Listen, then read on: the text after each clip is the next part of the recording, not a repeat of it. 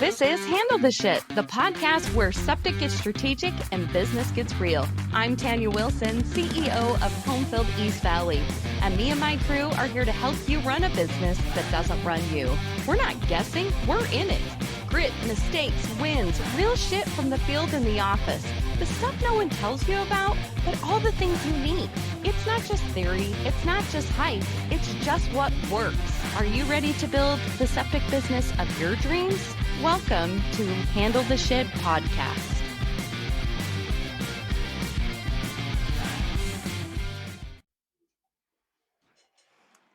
Welcome back to another episode of Handle the Shit. I'm Tanya Wilson, and today I have my marketing director, Heidi Hooker, with us. We are going to talk all about how important it is to get reviews for your septic business. We all know we should get them, but for some reason, a lot of people have a really hard time either asking for them, they don't know how to set up automations for it, they really feel creepy or weird about asking for them.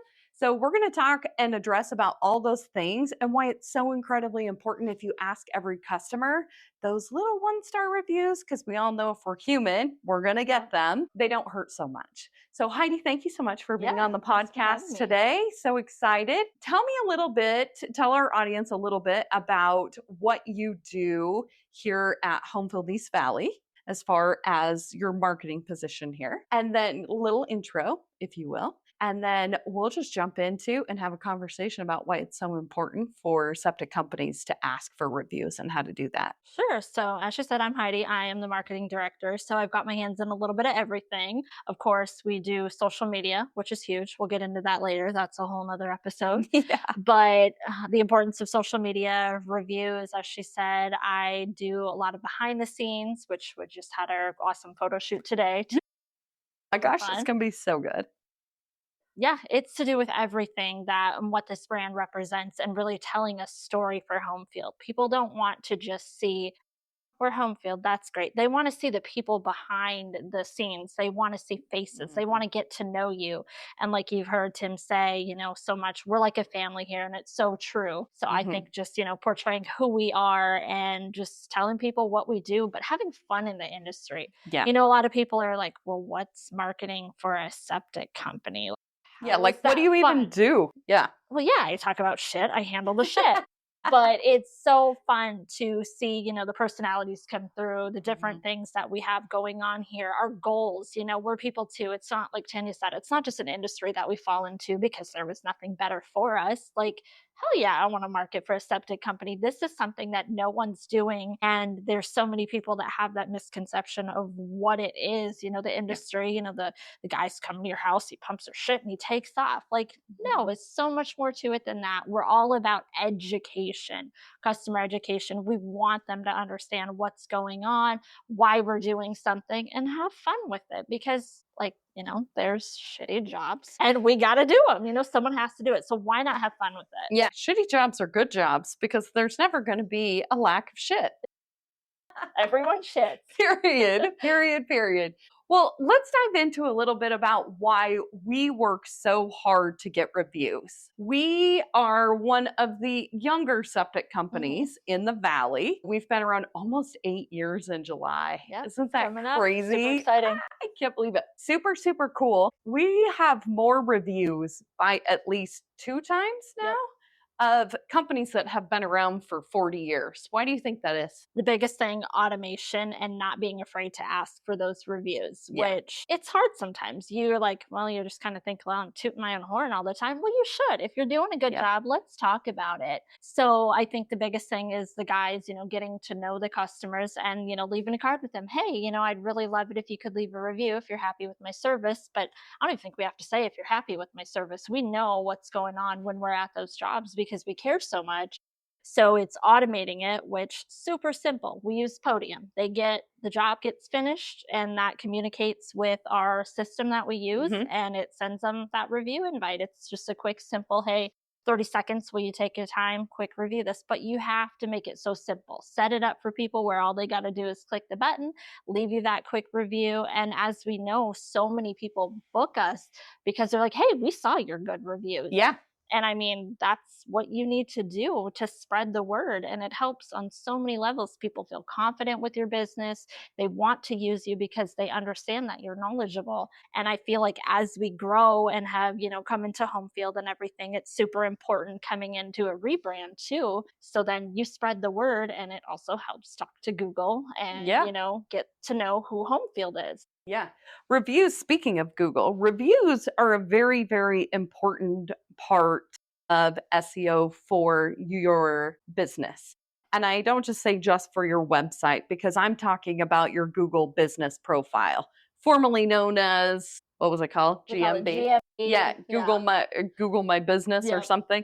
Google Business Profile. So if you see GBP now, that's what that means. It's the new GMB. Anyways, when you have stellar reviews and a shit ton of them, obviously Google's going to be like, wow, these guys must be doing something really great. Yep. And it will rank you higher than people that are closer to you in that map pack for sure. It really does play on the back side of things. Important with that as well is responding to those reviews. Yeah. So whether it's a 1-star review, which I mean, we're all human, things happen. Yep. You just, unfortunately, you can't please everyone. But Yeah. I think it also shows a level of maturity, and it looks good from a business and a consumer standpoint if you respond to that professionally. And it also kind of sometimes will take out the bad that gets put in it, because people are like, well, they handled that very professionally, or it shows that we tried to make it right. And unfortunately, we just in the end didn't please that person. But then those aren't our people then. Yeah. We move on, we did the best we could, but it's also a learning experience for us at the same time. Sure. It's, sometimes people will set it up if they're on an automation for reviews that only 4 or 5-star reviews post, right? Like to different areas. Here's the thing, like if they want to go to Google and leave you a bad review, they're probably not even using the link that you sent in the first place. They're going to beat you to it because they're mad about something that happened there. Right. Whether the septic inspection didn't come out right, whether, maybe you were running a little bit behind schedule. Maybe they misunderstood what was price quoted to them. There's a variety of different reasons why. And sometimes people are just assholes. I mean, I don't mean to be rude, but sometimes they just are, Sometimes it's just like there's nothing you can do to please them. I'm sure Tim and I will do a whole entire episode on that, because Tim gets to go behind all of these. When we get a 1-star review, that is something that we super, super take to heart. Right. Let's understand. Let's talk to them. Tim, the service manager, is calling them right away. I typically respond to those reviews as the owner of the business, because it shows them that this was escalated quickly somewhere else. Right. Sometimes you'll get those reviews that many times ours have been, well, they didn't pass the inspection and I think they should have. You can't help that. You're going to have people that are mad that they waited till the last second to get the septic inspection for a sale transfer, and shit happened. Now they got to replace the system because they think because it flushed, it should work. Yeah. Meanwhile, there's a tree living inside of the tank, right? Or there's a hole in it. So you will get those like that. Sometimes it doesn't matter how manicured and how much care you take. There's a line in the seam of the grass, and now they're frustrated with things. There is a level of expectation, obviously, but we've even had some of them come in that are just blatantly crazy. And I want to talk about these for a minute, because these tend to be the ones that people don't, or the reasons why people don't want to ask customers for reviews, is that they're afraid they're going to get something like this. We've had reviews before that they just personally attacked one of my technicians, like just kept naming his name the entire time through the review. What he was saying was complete and utter slander against this technician.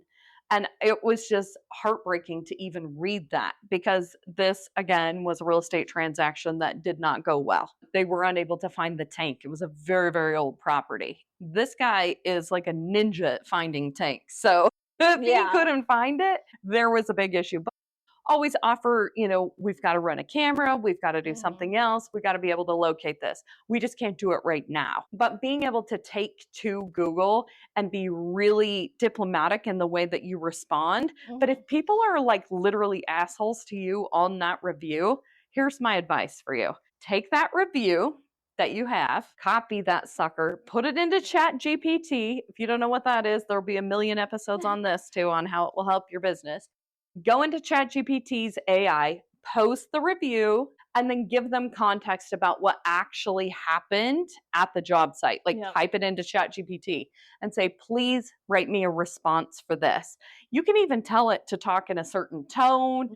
You can even have it come back. Sometimes you're like, that's wussy. Like, could you be firm but fair? That's my favorite cue to put in. Please respond to this. Firm but fair. Don't be a pushover because they're not very nice. Right. However, I need to respond to this as the business owner. The more detailed you get, the better the response will be. That guy literally went in and took the review down because the response back was such a clap back, but it was a respectful clap back. It was very respectful, and I totally remember that, and it was amazing to see, you know, the professionalism and the way you responded, and knowing also that you had our backs because, you know, Justin would never treat our customers like this, and he's like one of the top rated guys on our team. So it's like, I don't know who pissed in your Cheerios this morning, but it definitely was not Justin. Yes. So he had that down within, I would say, probably 5 minutes. He took his review down because he knows that we were firm. We called him out on it. And this is our livelihood. Like, we don't take to that lightly. No, not at all. And you know what? Just being able to respond in that way when a technician was so falsely accused of doing such vile things really built, I feel like, a lot of rapport between me and him too. Like that's really meaningful when you as the business owner will have your technicians' backs. And I feel like if you have trained them well and you have great people on your team, you should have zero problem ever backing up your technicians. Another reason why it's so important to have great people on your team. Exactly. Because I feel like everybody's out there to try to help and do their very best. So it's very simple to be able to say, look, you know, this is what happened. But of course, have the conversation with your technician, respond, but never, ever, ever let those just go unanswered. We've had reviews before in the way that I answered them that people have actually said, I read through your reviews. I saw that you had some 1-stars, but I really liked the way that you responded to them. It was very professional. So even little things like that, you just never know what people are looking at. You know, if you've got, what do we have now? 171 as of this morning. I knew she knew because she tallies this every day. So 471 as of this morning, we're at a 4.9. Yep. So if you look at the little scale on Google and you're like, there's like a little tiny, like ones, there's more ones than there are 2s, 3s, and 4s. So it's either you're pissed off or you had a great experience. It's kind of those. And then you'll have the 4s because some people just refuse to give people 5 stars for things. They'll be like, fantastic service, 4 stars. Yeah. Don't get butthurt about the 4 stars. You know, it's one of those things. But it is, the more reviews that you have, the less of an impact that those negative ones will have on your score, right? Yeah, it's super, super important. So tell everybody why you have directed all of our reviews to go to Google versus recommendations on Facebook, the BBB, Yelp, all those things. So I really think that, you know, a review is good anywhere, of course. Like, you want to take those, you want to be appreciative, but Google is like way up here in the world of SEO. And you got to look at it also too. It's pretty much like free advertising, you know, for your business. So you're going to rank higher in the organic searches. It's going to save you money in the long run. Of course, you're going to get jobs from that. And it'll also, you know, help you in those circumstances where you do have a shitty review and you, you know, respond professionally to it. It boosts morale around here because you can say, you know, like, I'll take some screenshots of some really good ones that come through, put them in our chat channel. And the guys are like, sweet. It gives them that little bit of extra boost. So I think overall, it's just amazing to have reviews for so many reasons like those. Yeah. Now, I know there are owners that may be listening to this and you're like, yeah, that's great and all. But my technicians, they're never going to ask for reviews. What would you say to them? I think it would be great if I would actually challenge you to ask your technicians, hey, here's some cards. Like, we make our guys great business cards. We give that to them so they, you know, can pass those out, spread the word about what we do. But then, you know, you hand that over to the customer at the end of a job, and it's a good interaction. It keeps your customers coming back. And I just really challenge you to get your technicians to get involved in it.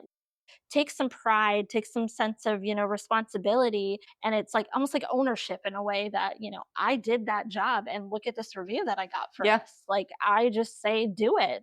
Yeah. Just handle the shit. I think it's great. And I also think that if you are in any kind of position, which I think you should implement this from technician number one, that if reviews come in where they are named in the reviews, I pay everyone on my team $50, which I got a list I got to go through. But Heidi keeps a list of those for me of all of the reviews that come in so that we know who the customer is, we know who the technician was that was on site, or the people in the office, because they are often named at great professionalism, super easy to schedule, very, Lauren's very knowledgeable, Twyla was very sweet. Like people, Tim gets ones that come in. It's not just the service technicians, it's literally everybody on the team, which is really, really cool. It's also great for Testimonial Tuesday. Put that into a Canva template, make it Testimonial Tuesday each week. There, bam, you got a reel too.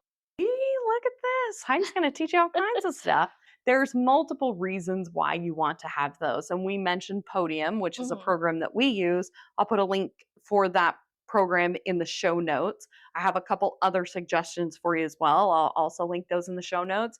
But this is a great program where you can actually set it up and it sends out campaign style 3 different messages to the customer to please leave us a review. The first one's right after the job is done. We use House Call Pro, so it's right after the job is done, a text goes out, and then it follows up with an email.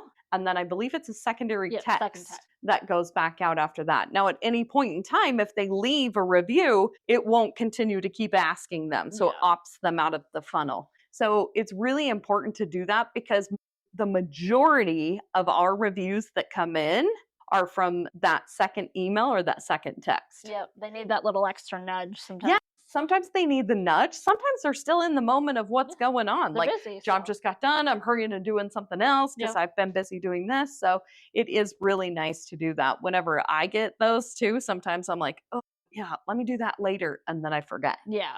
And then if I were prompted again, I probably would go back and do them. So it's not being annoying to your customer to ask them how the service was. And this is something you can even tie into a survey for people that haven't responded via a review, and just ask them, how do you feel about HomeField East Valley?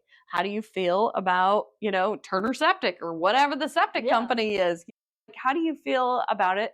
Where could we make improvements, different things like that? I think anything with customer feedback is just really, really important. And you want to make sure that you utilize that as much as possible. So if you have one piece of advice for the person that's listening to this, when they're like, shit, I need to get on this reviews game. I really need to get my stuff set up. I really need to be able to do this. What's one, step one for them to start doing this that you think is the best thing they can do to start generating great reviews? I think it's just, having to come up with a plan, okay, and a goal. I think too, like on our, goal board for the year, we're going to be like, okay, I want to get this many reviews. Sometimes it seems crazy. We're like, we're never going to get there. And look, every time we're able to rip that down. We did. We do. But I think it's just a matter of, implementing it, of course, but sticking to it. I think that's the biggest thing. Like people get excited, they'll, start getting the reviews rolling in, and it, keeps the momentum going for a while. And then they're just like, whatever. So I really think it's just finding, whoever you want to use, Podium, whoever to send your text, and just implementing it and sticking to it and get everybody involved, of course. Yep. Don't make it that'd be nice. Make it a standard. Like our technicians are evaluated on their reviews that come in. Like it's just not okay if none of them are getting reviews. If none of you are getting reviews and we're asking everybody, I'm questioning your level of service while you're out there. At the level that we are getting them coming in now, holy shit. Like it's Isaac was great and Justin was great and Seth was great and Twyla and Lauren and everybody is getting reviews like crazy. If you have somebody on your team that's not generating them or isn't asking or isn't doing things, that's a coaching moment for you to be able to have inside of the business. Maybe you're not ready for automations yet. you need something a little less expensive. Maybe you're not Sure. looking for software for that. At least get a QR Yep. code made that you can print on a $20 business card Yeah. Order that you yourself can a have them pack get out and be able to send it to your customers. Even if it's a follow-up email, I mean, Right. that's completely free. That it's something that's done inside of your office, that is just a, hey, thank you so much for your business. We'd love it if you could leave a review. It's a very simple email template that you could even send out to anybody for that. So there's a variety of different Yep. reasons. There's a variety of different ways. It's really just having the want to be able to Yep. generate those reviews, and it will be evergreen marketing material for you to use forever. 8 out of 10 people, even recommended by a friend or family member, will go online and check the reviews before they Yep. make the call to the service company that was referred to them. That's a big damn deal. Like, it's huge. And it's not, the days are gone of like, I just get by with word of mouth, because Yeah. how many people even know their neighbors anymore? Exactly. No one talks to each I other. get it's different all over the country, but you're talking to people that are 20 or something year old that are buying Yep. homes with septic, and people that are 90, 100 years old that still live on them, So you've really got to be able to hit all of those little areas, and anything that anybody that's 60 and below are definitely looking at reviews before they hire a company. So make sure your Google business profile looks great and professional. You're getting those reviews. You have, great photos of your team, who's behind the scenes, and your logo and your trucks and everything that they can expect as part of that world-class service that you're going to be able to offer them. Exactly. They want to know who's coming into their house. Absolutely. Well, thank you so much for being on the podcast, Heidi. And until next time, keep handling the shit. You've been listening to Handle the Shit, powered by HomeField East Valley. We're here to lead, to build, and to show the world that septic pros don't just clean up messes, we run shit. If this hit home, share it with someone in the field. Leave us a review, or just get back out there and handle yours. Stay gritty, stay growing. Tune back in next week for another amazing episode, and keep handling the shit.